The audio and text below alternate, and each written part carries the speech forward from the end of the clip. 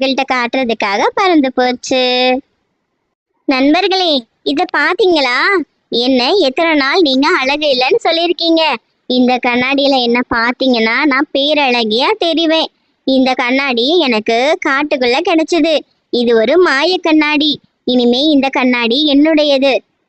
தன்னிக்குருவி அப்படி சொன்னதுமே புறா இப்படி சொல்லுச்சு. என்ன தன்வி, உனக்கு எதுவும் மூளைக்கீழ குழம்பி போச்சா? மாய கண்ணாடியா பார்த்தா பேரழகா காட்டுமா? இத யாரு நம்புறது?